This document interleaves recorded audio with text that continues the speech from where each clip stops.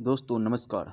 आइए आज के इस वीडियो में संविधान की प्रमुख विशेषताएं के बारे में चर्चा करते हैं और यह बुक है Indian polity by M Lakshmikant. तो आइए देखते हैं संविधान की प्रमुख विशेषताएं। Salient feature of the constitution. प्रस्तावना, सबसे पहले है प्रस्तावना। आइए देखते हैं प्रस्तावना क्या है। भारतीय संविधान तत्वों और मूल भावना के संबंध में अद्वितीय है। हालांकि इसके कई तत्व विश्व के विभिन्न संविधानों से उधार लिए गए हैं। भारतीय संविधान के कई ऐसे तत्व हैं जो उसे अन्य देशों के संविधान से अलग पहचान देता है।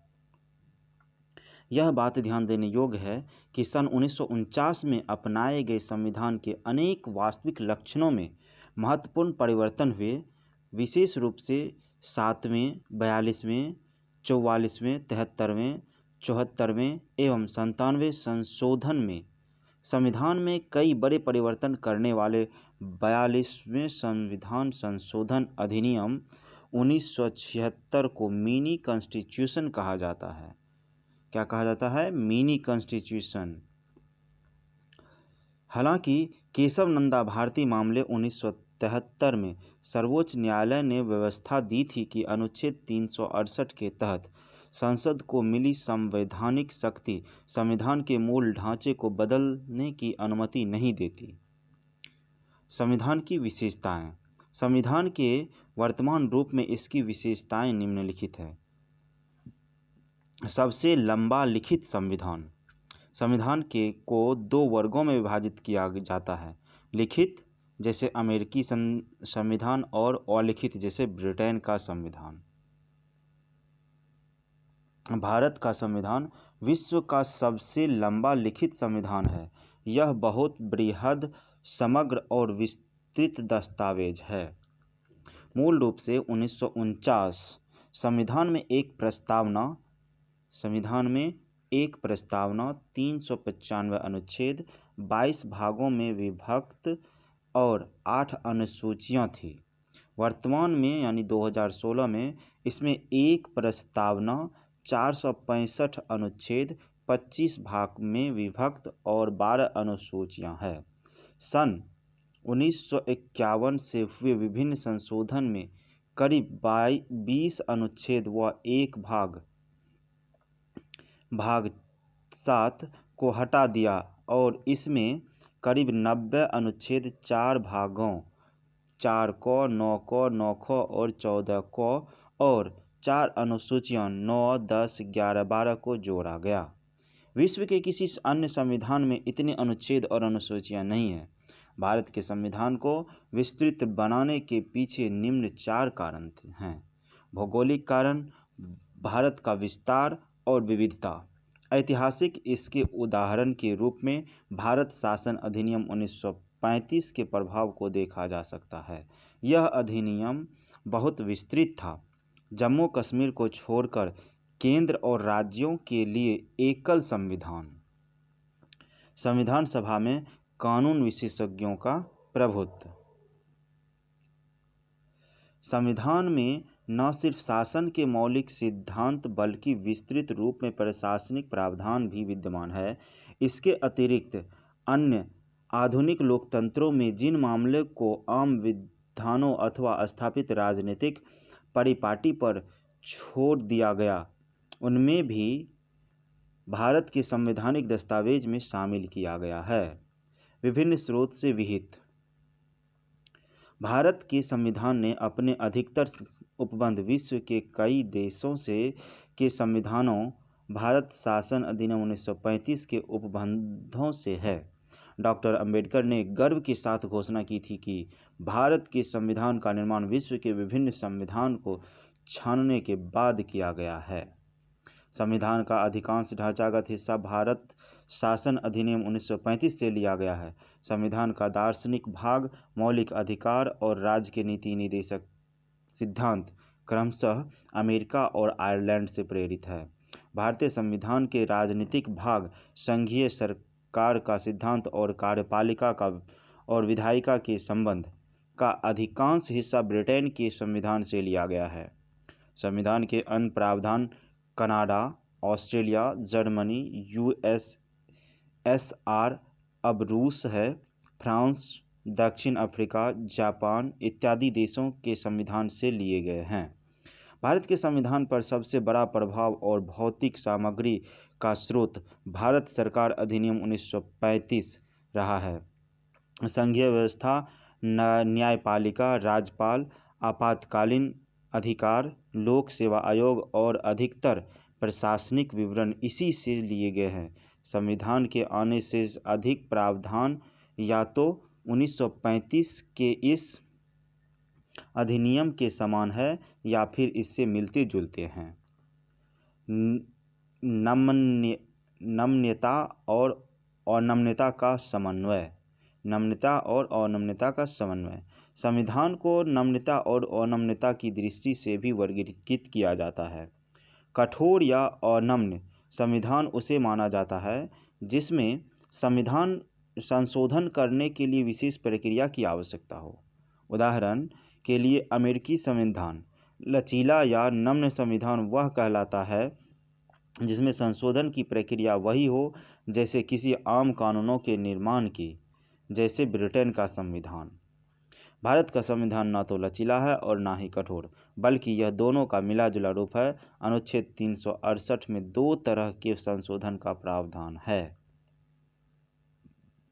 कुछ उपबंधों को संसद में विशेष बहुमत से संशोधित किया जा सकता है। उदाहरणार्थ, दोनों सदनों में उपस्थित और मतदान में भाग लेने वाले सदस्यों का 2/3 बहुमत और प्रत्येक सदन में कुल सदस्यों का बहुमत जो कि 50% से अधिक है। कुछ अन्य प्रावधानों को संसद के विशेष बहुमत और कुल राज्यों के आधे से अधिक राज्यों के अनुमोदन से ही संशोधित किया जा सकता है। इसके अलावा संविधान के कुछ प्रावधान आम विधायी प्रक्रिया की तरह संसद में कुछ सामान्य बहुमत के माध्यम से संशोधित किया जा सकते हैं। उल्लेखनीय है कि ये संशोधन अनुच्छेद 368 के अंतर्गत नहीं आते। एकात्मक की ओर झुकाव के साथ संघीय व्यवस्था। भारत का संविधान संघीय सरकार की स्थापना करता है। इसमें संघ के सभी आम लक्षण विद्यमान है, जैसे 2 सरकार, शक्तियों का विभाजन, निम्नलिखित लिखित संविधान, संविधान की सर्वोच्चता, संविधान की कठोरता, स्वतंत्र न्यायपालिका एवं द्विसदनीयता आदि। यद्यपि भारतीय संविधान में बड़ी संख्या में एकात्मकता और गैर संघीय लक्षण भी विद्यमान है, जैसे एक सशक्त केंद्र, एक संविधान, एकल नागरिकता, संविधान का लचीलापन, एकीकृत न्यायपालिका, केंद्र द्वारा राज्यपाल की नियुक्ति, अखिल भारतीय सेवाएं, आपातकालीन प्रावधान इत्यादि। फिर भी संविधान में कहीं भी संघीय शब्द का इस्तेमाल नहीं किया गया है। दूसरी ओर अनुच्छेद 1 में भारत का उल्लेख राज्यों के संघ के रूप में किया गया है। इसके 2 अभिप्राय हैं।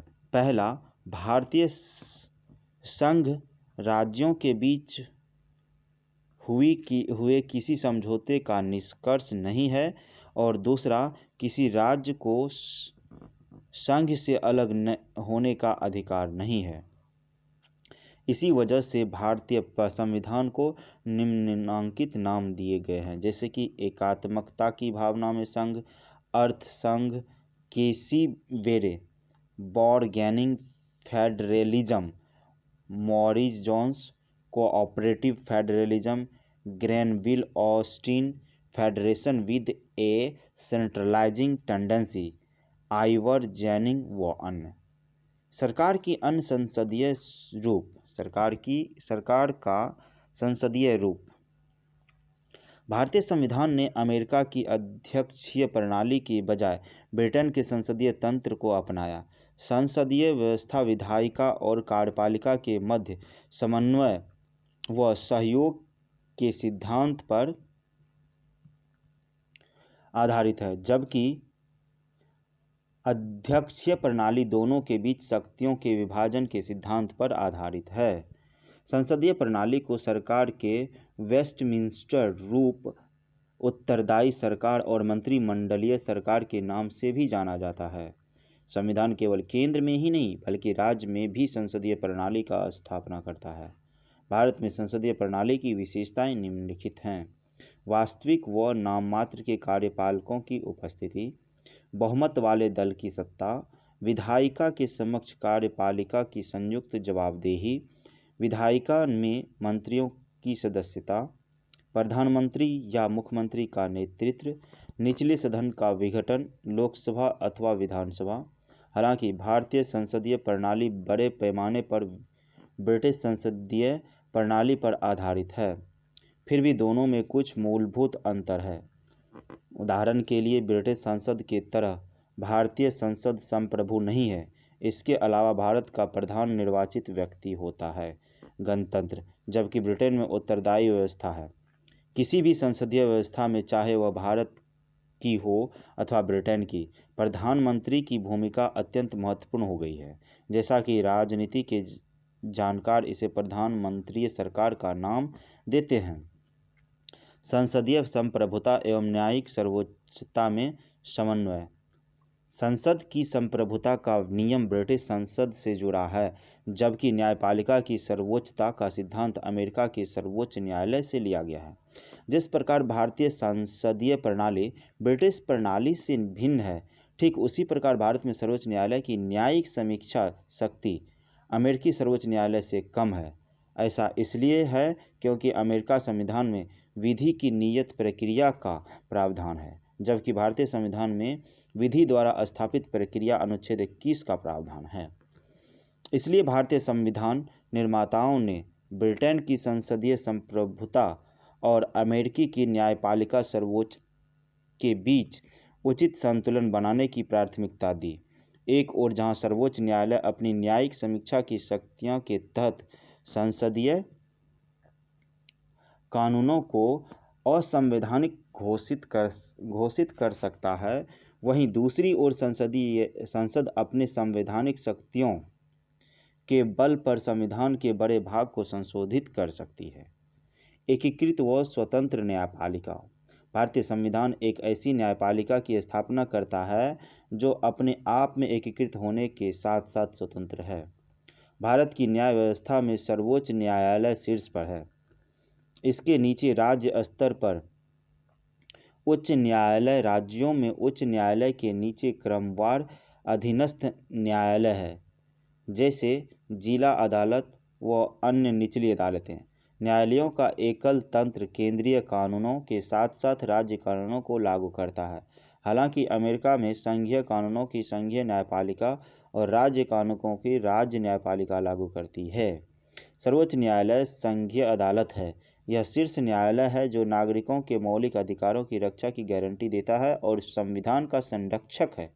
इसलिए संविधान में इसकी स्वतंत्रता के लिए कई प्रावधान किए गए हैं, जैसे न्यायाधीशों के कार्यकाल की सुरक्षा, न्यायाधीशों के लिए निर्धारित सेवा शर्तें, भारत की संचित निधि से सर्वोच्च न्यायालय के सभी खर्चों का वहन, विधायिका में न्यायाधीशों के कामकाज पर चर्चा पर रोक, सेवानिवृत्तियों के बाद अदालत में कामकाज पर रोक, अवमानना के लिए दंड देने के शक्ति, कार्यपालिका से न्यायपालिका को अलग रखना इत्यादि। मौलिक अधिकार। संविधान के तीसरे भाग में 6 मौलिक अधिकार का वर्णन किया गया है। ये अधिकार है समता का अधिकार, अनुच्छेद 14 से 18, स्वतंत्रता का अधिकार, अनुच्छेद 19 से 22, शोषण के विरुद्ध अधिकार, अनुच्छेद 23 से 24, धार्मिक स्वतंत्रता का अधिकार, अनुच्छेद 25 से 28, सांस्कृतिक व शिक्षा का अधिकार, अनुच्छेद 29-30, संवैधानिक उपचारों का अधिकार, अनुच्छेद 32। मौलिक अधिकार का उद्देश्य वस्तुतः राजनीतिक लोकतंत्र की भावना को प्रोत्साहन देता है। यह कार्यपालिका और विधायिका के मनमाने कानूनों पर निरोध की तरह काम करता है। उल्लंघन की स्थिति में उन्हें न्यायालय के माध्यम से लागू किया जा सकता है। जिस व्यक्ति के मौलिक अधिकार का हनन हुआ है वह सीधे सर्वोच्च न्यायालय के शरण में जा सकता है, जो अधिकारों की रक्षा के लिए बंदी प्रत्यक्षीकरण, परमादेश, प्रतिषेध अधिकार, परीक्षा व उत्प्रेषण जैसे अभिलेख या रिट जारी कर सकता है। हालांकि मौलिक अधिकार कुछ सीमाओं के दायरे में आते हैं, लेकिन ये अपरिवर्तनीय भी नहीं है। संसद इन्हें संविधान संशोधन अधिनियम के माध्यम से समाप्त कर सकती है अथवा इनमें कटौती भी कर सकती है। अनुच्छेद 20-21 द्वारा प्रदत्त अधिकारों को छोड़कर राष्ट्रीय आपातकाल के दौरान उन्हें स्थगित किया जा सकता है। राज्य के नीति निर्देशक सिद्धांत। डॉक्टर भीमराव अंबेडकर के अनुसार राज्य के नीति निर्देशक सिद्धांत भारतीय संविधान की अनूठी विशेषता है। उनका उल्लेख संविधान के चौथे भाग में किया गया है। इन्हें मोटे तौर पर 3 वर्गों में विभाजित किया जा सकता है: सामाजिक, गांधीवादी तथा उदार बौद्धिक। नीति निर्देशक तत्वों का कार्य सामाजिक व आर्थिक लोकतंत्र को बढ़ावा देना है। इनका उद्देश्य भारत में एक कल्याणकारी राज्य की स्थापना करना है। हालांकि मौलिक अधिकारों की तरह उन्हें कानून रूप से लागू नहीं किया जा सकता। संविधान में कहा गया है कि देश की शासन व्यवस्था में ये सिद्धांत मौलिक है और यह देश की जिम्मेदारी है कि वह कानून बनाते समय इन सिद्धांतों को अपनाए। इसलिए इन्हें लागू करना राज्यों का मौलिक कर्तव्य है। किंतु इनकी पृष्ठभूमि में वास्तविक शक्ति राजनीतिक है, अर्थात जनमत। मिनर्वा मिल्स मामले 1980 में सर्वोच्च न्यायालय ने कहा था कि भारतीय संविधान की नींव मौलिक अधिकारों और नीति निर्देशक सिद्धांतों के संतुलन पर रखी गई है। मौलिक कर्तव्य। मूल संविधान में मौलिक कर्तव्यों का उल्लेख नहीं किया गया है। इन्हें स्वर्ण सिंह समिति की सिफारिश के आधार पर 1776 के 42वें संविधान संशोधन के माध्यम से आंतरिक आपातकाल 1975 से 77 के दौरान शामिल किया गया था। 2002 के 86वें संविधान संशोधन के एक और मौलिक कर्तव्यों को जोड़ा गया। संविधान के 4A भाग में एक मौलिक कर्तव्यों का जिक्र किया गया है, जिनमें केवल एक अनुच्छेद 51 क है। इसके तहत प्रत्येक भारतीयों का एक कर्तव्य होगा कि वह संविधान, राष्ट्रध्वज और राष्ट्रगान का आदर करे, राष्ट्र की संप्रभुता, एकता और अखंडता की रक्षा करें, हमारी मिश्रित संस्कृति की समृद्ध धरोहर का अनुरक्षण करें, सभी लोगों में आपसी भाईचारे की भावना का विकास करें इत्यादि। मौलिक कर्तव्य नागरिकों को यह याद दिलाते हैं कि अपने अधिकारों का इस्तेमाल करते समय उन्हें याद रखना चाहिए कि उन्हें अपने समाज, देश व अन्य नागरिकों के प्रति कुछ जिम्मेदारियों का निर्वाह भी करना है। नीति निर्देशक तत्वों की तरह कर्तव्यों को भी कानून रूप से लागू नहीं किया जा सकता। एक धर्मनिरपेक्ष राज्य। भारत का संविधान धर्मनिरपेक्ष है, इसलिए यह किसी धर्म विशेष को भारत के धर्म के तौर पर मान्यता नहीं देता। संविधान के निम्नलिखित प्रावधान भारत के धर्मनिरपेक्ष लक्षणों को दर्शाते हैं। वर्ष 1976 के 42वें संविधान संशोधन द्वारा संविधान की प्रस्तावना में धर्मनिरपेक्ष शब्द को जोड़ा गया। प्रस्तावना हर भारतीय नागरिक की आस्था, पूजा अर्चना, विश्वास की स्वतंत्रता की रक्षा करती है। किसी भी व्यक्ति को कानून के समक्ष समान समझा जाएगा और उसे कानून की समान सुरक्षा प्रदान की जाएगी। अनुच्छेद 14 धर्म के सामान पर किसी प्रकार का भेदभाव नहीं किया जाएगा। अनुच्छेद 15 सार्वजनिक सेवाओं में सभी नागरिकों को समान अवसर दिए जाएंगे। अनुच्छेद 16 हर व्यक्ति को किसी भी धर्म को अपनाने व उसके अनुसार पूजा अर्चना करने का समान अधिकार है। अनुच्छेद 25 हर धार्मिक समूह अथवा इसके किसी हिस्से को अपने धार्मिक मामले के प्रबंधन का अधिकार है। अनुच्छेद 26 किसी भी व्यक्ति को किसी भी धर्म विशेष के प्रचार के लिए किसी प्रकार का कर देने के लिए बाध्य नहीं किया जाएगा। अनुच्छेद 27 किसी भी सरकारी शैक्षिक संस्थान में किसी प्रकार के धार्मिक निर्देश नहीं दिए जाएंगे। नागरिकों के किसी भी वर्ग को अपनी भाषा, लिपि अथवा संस्कृति को संरक्षित रखने का अधिकार है। अनुच्छेद 29 अल्पसंख्यकों को अपनी पसंद के शैक्षणिक संस्थानों की स्थापना करने और उन्हें संचालित करने का अधिकार है। अनुच्छेद 30 राज्य सभी नागरिकों के लिए समान नागरिक संहिता बनाने के लिए प्रयास करेगा। अनुच्छेद 44 धर्मनिरपेक्षता की पश्चिमी अवधारणा धर्म, चर्च और राज्य राजनीति के बीच पूर्व अलगाव रखती है। धर्मनिरपेक्षता की यह नकारात्मक अवधारणा भारतीय परिवेश में लागू नहीं हो सकती, क्योंकि यहाँ का समाज बहुत धर्मवादी है। इसलिए भारतीय संविधान में सभी धर्मों को समान आदर अथवा सभी धर्मों की समान रूप से रक्षा करते हुए धर्मनिरपेक्षता के सकारात्मक पहलू को शामिल किया गया है। इसके अलावा संविधान ने विधायिका में सभी धर्म के आधार पर कुर्सी का आरक्षण देने वाले पुराने धर्म आधारित प्रतिनिधित्व को भी समाप्त कर दिया है। हालांकि संविधान अनुसूचित जाति और जनजाति को उचित प्रतिनिधित्व प्रदान करने के लिए अस्थायी आरक्षण प्रदान करता है। सार्वभौम वयस्क मताधिकार भारतीय संविधान द्वारा राज्य विधानसभाओं और लोकसभा के चुनाव के आधार स्वरूप सार्वभौम वयस्क मताधिकार को अपनाया गया है। हर वह व्यक्ति जिसकी उम्र कम से कम 18 वर्ष है, उसे धर्म, जाति, लिंग, साक्षरता अथवा संपदा इत्यादि के आधार पर कोई भेदभाव किए बिना मतदान करने का अधिकार है।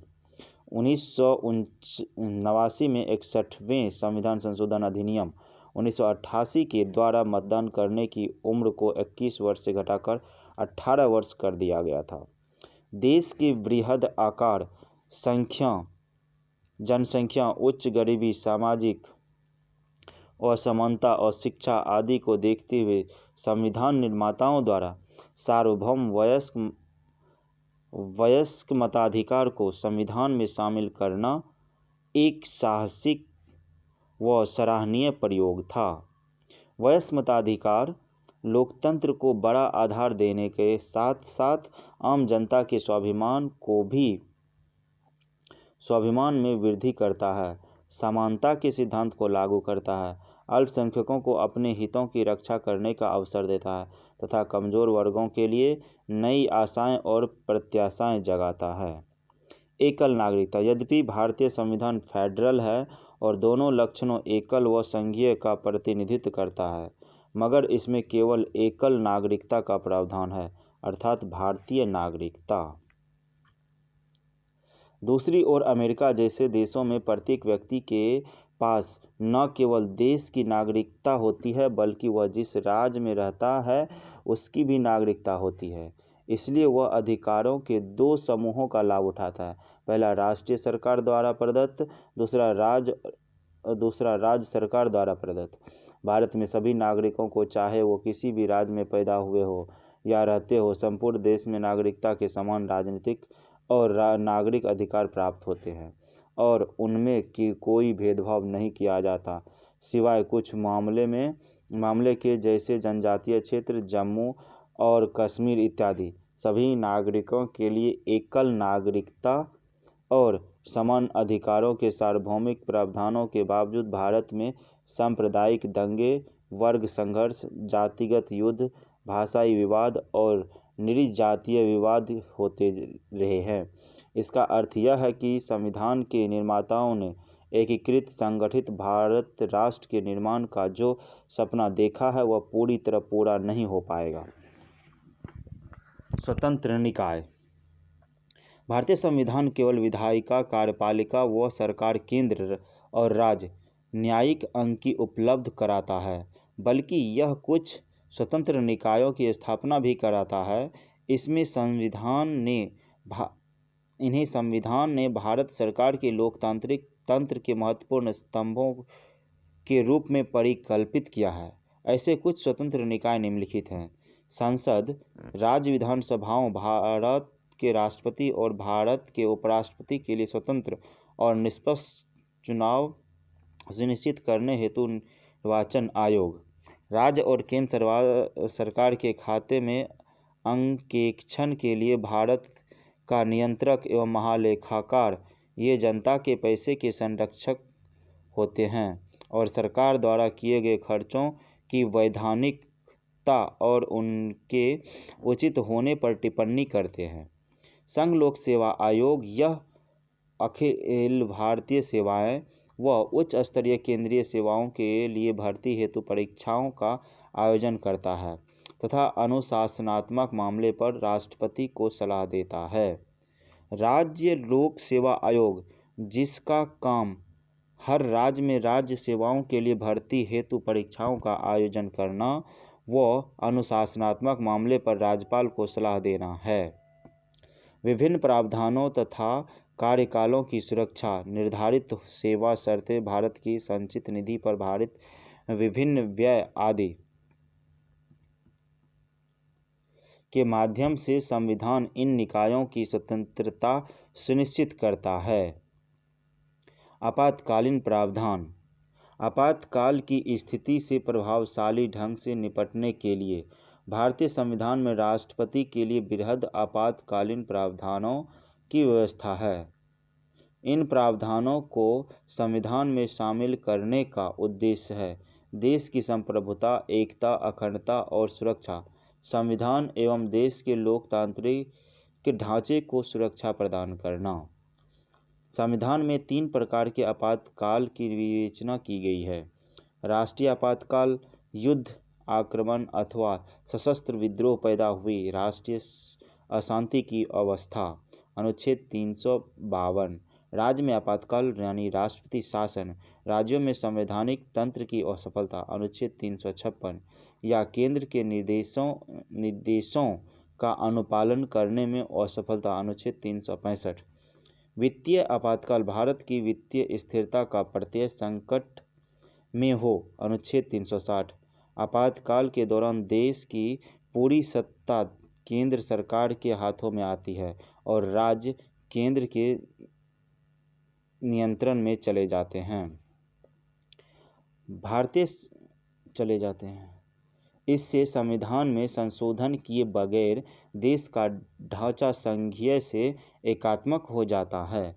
राजनीतिक तंत्र का संघीय सामान्य परिस्थितियों के दौरान के एकात्मक आपातकाल के दौरान में परिवर्तित होना भारतीय संविधान की एक अद्वितीय विशेषता है। त्रिस्तरीय सरकार। मूल रूप से अन्य संघीय संविधानों की तरह भारतीय संविधान में 2 स्तरीय राज्य व्यवस्था, केंद्र व राज्य और संगठन के संबंध में प्रावधान तथा केंद्र एवं राज्यों की शक्तियां अंतर्विष्ट थी। बाद में वर्ष 1992 में 73वें एवं 74वें संविधान संशोधन ने 3 स्तरीय स्थानीय सरकार का प्रावधान किया गया, जो विश्व के किसी और संविधान में नहीं है। संविधान में एक नए भाग 9वें, नई अनुसूची 11वीं जोड़कर वर्ष 2092 के 73वें संविधान संशोधन के माध्यम से पंचायतों को संवैधानिक मान्यता प्रदान की गई। इसमें एक नया भाग 9 जोड़ा गया। इसी प्रकार से 74वें संविधान संशोधन विधेयक 1992 में एक नए भाग 9A तथा नई अनुसूची 12वीं को जोड़कर नगर पालिका, शहरी स्थानीय सरकारें को संवैधानिक मान्यता प्रदान की। अब भारतीय संविधान पर एक नज़र देते हैं। भाग 1 में संघ और उसका राज्य क्षेत्र है और इससे संबंध अनुच्छेद जो है 1 से 4 है। दूसरा भाग है नागरिकता जो है वह 5 से 11 अनुच्छेद से संबंध रखता है। भाग 3 में मौलिक अधिकार है और मौलिक अधिकार अनुच्छेद 12 से 35 संबंध रखता है। भाग 4 जो है राज्य की नीति के निर्देशक तत्व हैं इसमें, और इससे संबंध अनुच्छेद जो है 36 से 51 तक है। भाग 4A मौलिक कर्तव्य। 4A में क्या है? मौलिक कर्तव्य जो है यह संबंध रखता है अनुच्छेद 51A से। भाग 5 में संघ सरकार संबंध रखता है अनुच्छेद 52 से 151 तक। अध्याय 1 कार्यपालिका। 5वें भाग में अध्याय 1 है, 5 अध्याय भी है। अध्याय 1 में कार्यपालिका जो कि अनुच्छेद 52 से 78 तक संबंध रखता है। अध्याय 2 में सांसद अनुच्छेद 79 से 122 तक संबंध रखता है। और अध्याय 3 राष्ट्रपति की विधायी शक्तियां जो कि अनुच्छेद 123 से संबंध रखता है। अध्याय 4 संघ की न्यायपालिका अनुच्छेद 124 से 137 तक संबंध रखता है। और अध्याय 5 में भारत का नियंत्रक एवं महालेखा परीक्षक 148 से 151 तक। अगला भाग है 6 राज्य सरकार जो कि राज्य सरकार से संबंधित है और यह 152 अनुच्छेद से संबंध रखता है। इसमें अध्याय है 6 अध्याय इसमें भी है। इसमें 6 अध्याय है। अध्याय 1 में है साधारण यानी कि यह साधारण अनुच्छेद 152 से 237 तक संबंध रखता है। अध्याय 2 में है कार्यपालिका अध्याय 153 से 167 तक संबंध रखता है। अध्याय 3 राज्य का विधानमंडल अनुच्छेद 168 से 212 संबंध रखता है। अध्याय 4 राज्यपाल की विधायी शक्तियां यह अनुच्छेद 213 से संबंध रखता है। और अध्याय 5 में है राज्यों के उच्च न्यायालय अनुच्छेद 214 से 234 तक संबंध रखता है।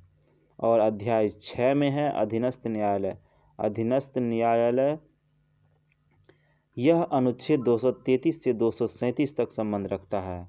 और भाग 7 जो है राज्यों से संबंधित पहली अनुसूची का खंड ख था जो कि अनुच्छेद 238 से संबंध रखता था और यह निरस्त हो चुका है। और भाग 8 है संघ राज्य से संबंधित और यह अनुच्छेद 239 से 242 तक संबंध रखता है। भाग 9 पंचायत से संबंध है और इससे संबंधित आर्टिकल 243 से 243 9 पंचायतें। और भाग 9 को नगर पालिकाएं से संबंध है जो कि अनुच्छेद 243 तो से 243 6 तक संबंध रखता है। और भाग 9 ख में है सहकारी समितियां यह अनुच्छेद 243 जेड से 243 जेटी तक संबंध रखता है। भाग 10 अनुसूची और जनजातीय सूची और इसमें जो है इसमें संबंध रखता है अनुच्छेद 243 जेड से अनुच्छेद 243 जेड टी।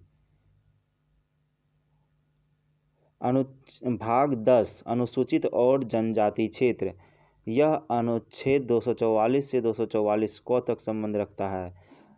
भाग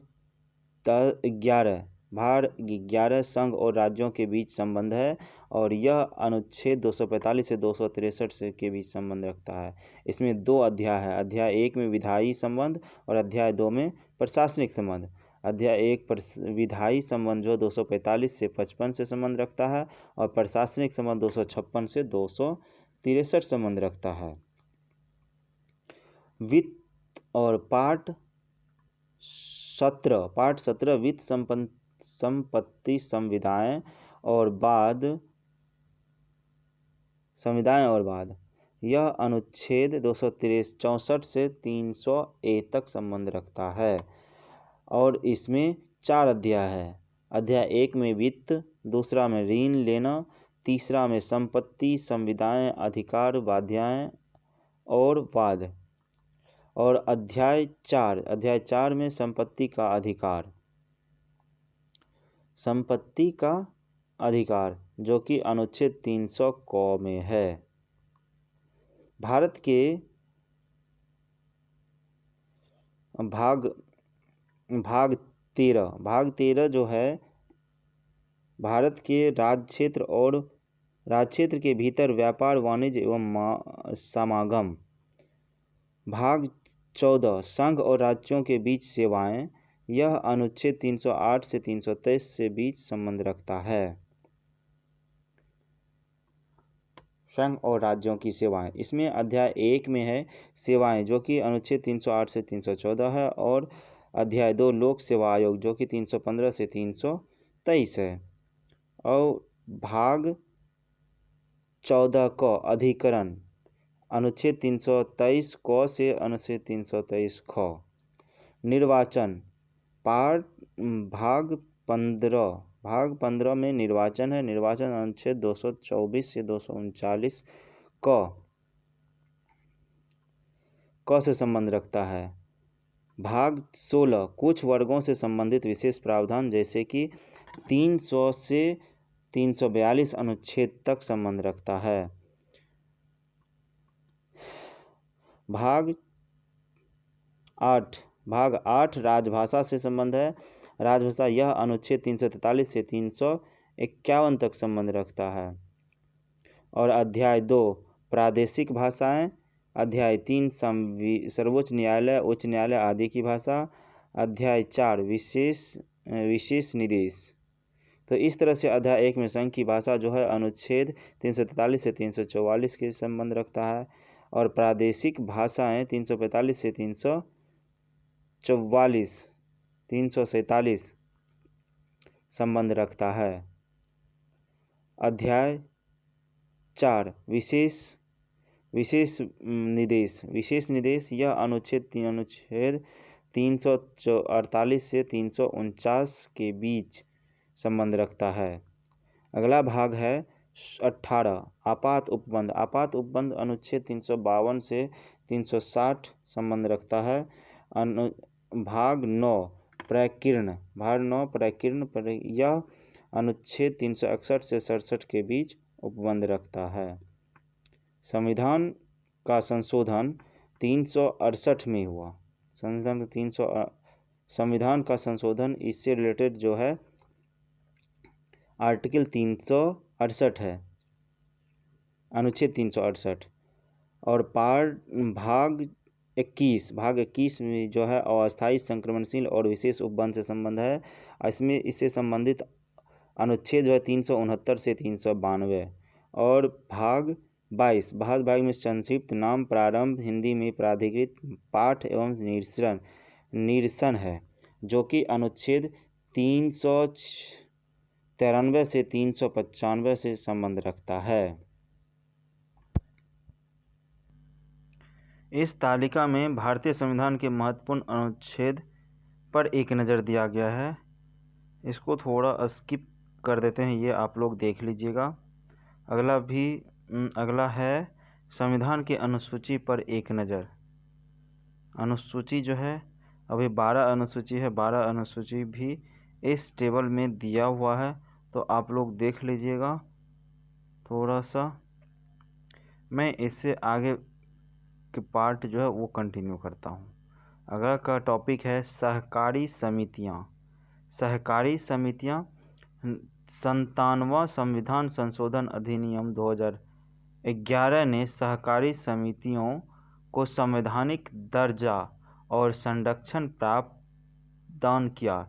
इस संदर्भ में निम्न 3 परिवर्तन संविधान में इसने किए।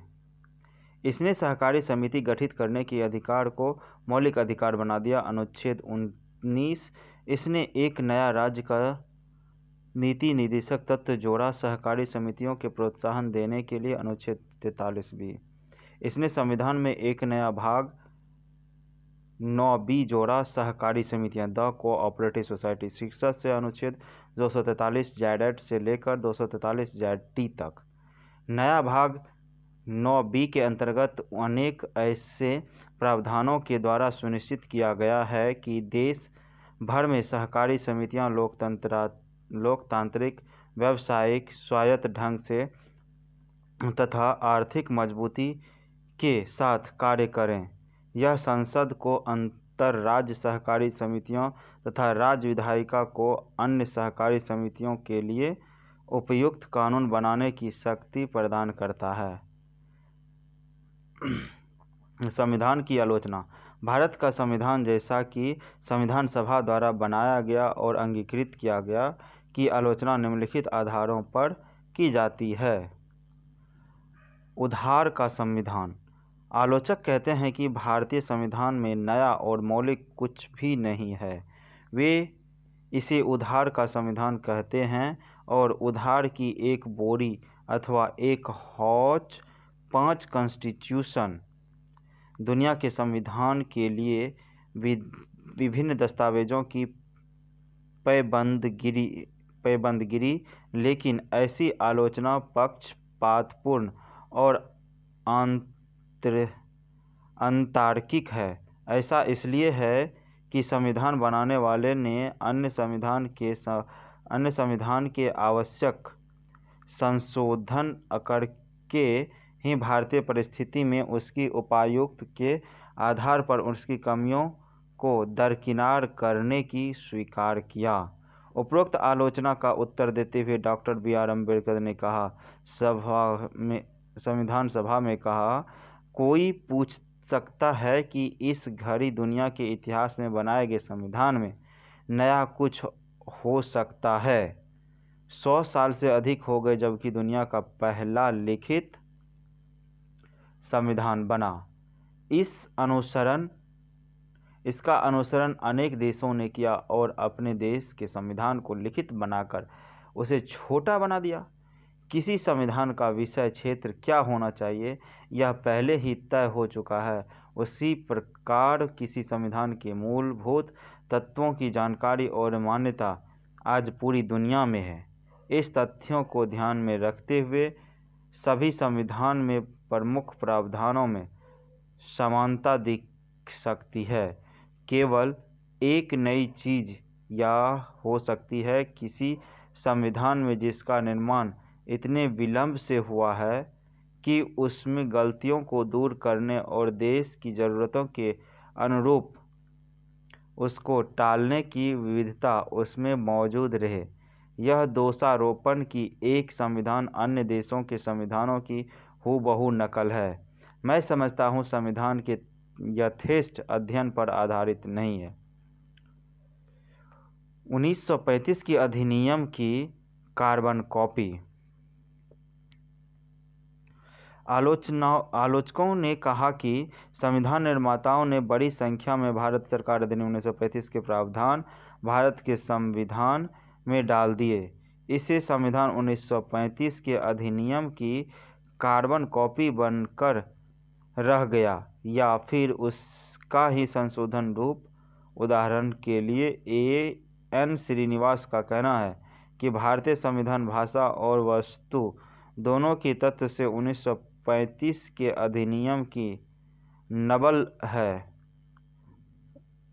है। उसी प्रकार सर आइवर जेनिंग्स ब्रिटिश संविधानवेत्ता ने कहा कि संविधान भारत सरकार अधिनियम 1935 से सीधे निकलता है, जहां वे वास्तव में अधिकांश प्रावधानों के पाठ बिल्कुल उतार लिए गए हैं।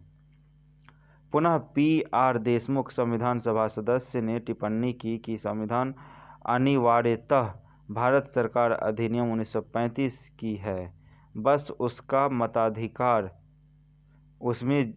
उसमें जुड़ गया है। उपरोक्त आलोचकों का उत्तर संविधान सभा में B.R. अम्बेडकर ने इस प्रकार दिया। जहाँ तक इस आरोप की बात है कि प्रारूप संविधान में भारत सरकार अधिनियम 1935 का अच्छा खासा हिस्सा शामिल कर लिया गया है, मैं क्षमा याचना नहीं करूँगा। उधार लेने में कुछ नहीं लज्जास्पद नहीं है, इसमें साहित्यिक चोरी शामिल नहीं है। संविधान के मूल विचारों का किसी का एकस्व अधिकार पेटेंट राइट्स नहीं है। मुझे खेद इस बात के लिए है भारत सरकार अधिनियम 1935 से लिए गए प्रावधान अधिकार प्रशासनिक विवरणों से संबंधित है। अगला है अभारतीय अथवा भारतीयता विरोधी। आलोचकों के अनुसार भारत का संविधान अभारतीय या भारतीयता विरोधी है क्योंकि यह भारत के राजनीतिक परंपराओं अथवा भावनाओं का प्रतिनिधित्व नहीं करता। उनका कहना है कि संविधान की प्रकृति विदेशी है जिससे यह भारतीय परिस्थितियों के लिए अनुपयुक्त एवं आकरण है। इस संदर्भ में के हनुमंथैया संविधान सभा अध्यक्ष की टिप्पणी की, हम वीणा या सितार का संगीत चाहते हैं लेकिन यहाँ हम इंग्लिश बैंड के संगीत सुन रहे हैं। ऐसा इसलिए है हमारे संविधान निर्माता इसी प्रकार से शिक्षित है। उसी प्रकार लोकनाथ मिश्रा एक अन्य संविधान सभा सदस्यों को संविधान की आलोचना करते हुए ऐसे पश्चिम का दासवत अनुकरण बल्कि पश्चिम को दासवत आत्मसमर्पण कहा। लक्ष्मी नारायण साहू एक अन्य संविधान सभा सदस्य का कहना था, जिन आदर्शों पर यह प्रारूप संविधान गढ़ा गया है भारत की मूलतः उनमें प्रकट नहीं होती। यह संविधान उपयुक्त सिद्ध नहीं होगा और लागू होने के फौरन बाद ही टूट गया। गांधीवाद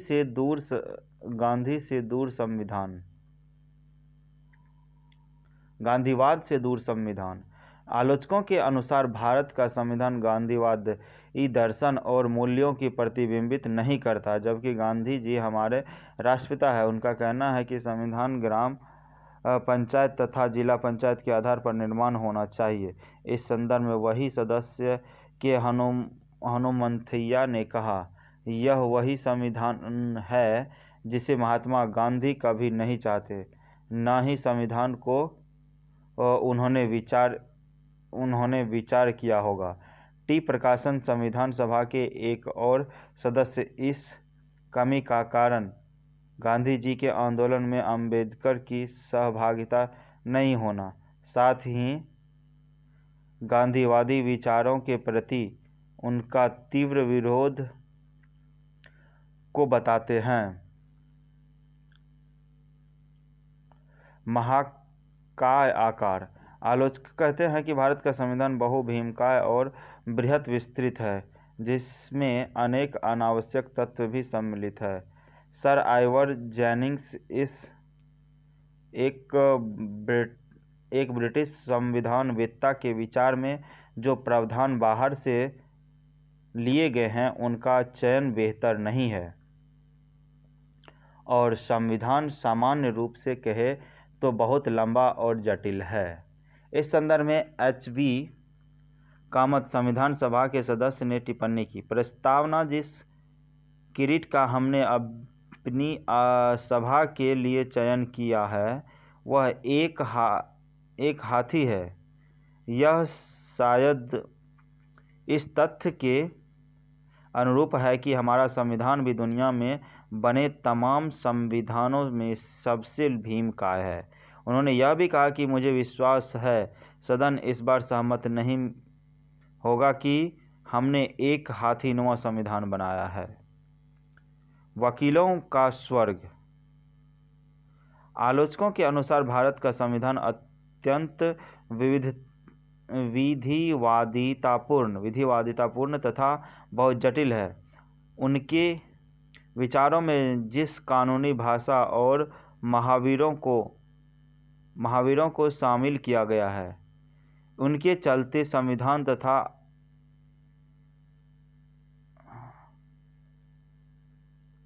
का एक जटिल दस्तावेज बन गया है। वही सर आइवर जोनिंग इसे वकीलों का स्वर्ग कहते हैं। इस संदर्भ में H.K. महेश्वरी संविधान सभा के सदस्य का कहना था, प्रारूप लोगों को अधिक मुकदमेबाजी बनाता है। अदालतों की ओर अधिक उन्मुख होंगे, वे कम सत्यानिष्ठ होंगे और सत्य और अहिंसा के तरीकों का पालन वे नहीं करेंगे। यदि मैं ऐसा कह सकूं तो यह प्रारूप वास्तव में वकीलों का स्वर्ग है।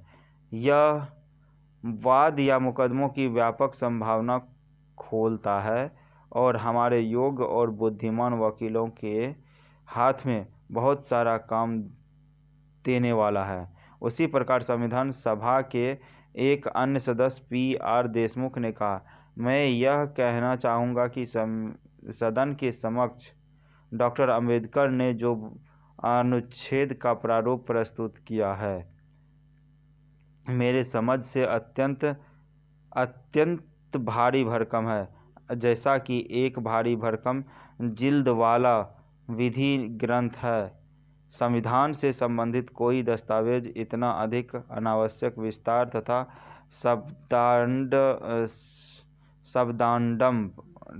शब्दाडंबर का इस्तेमाल नहीं करता। शायद उनके ऐसे दस्तावेज की तैयारी करना कठिन था जिसे मेरी समझ से एक विधि ग्रंथ नहीं बल्कि एक सामाजिक राजनीतिक दस्तावेज होना था, एक जीवंत स्पंदन मुक्त युक्त जीवनदायी दस्तावेज। लेकिन हमारा दुर्भाग्य है कि ऐसा नहीं हुआ है और हम शब्दों से लदे हुए हैं जिन्हें बहुत आसानी से हटाया जा सकता। इसके साथ ही ये चैप्टर ख़त्म होता है। धन्यवाद।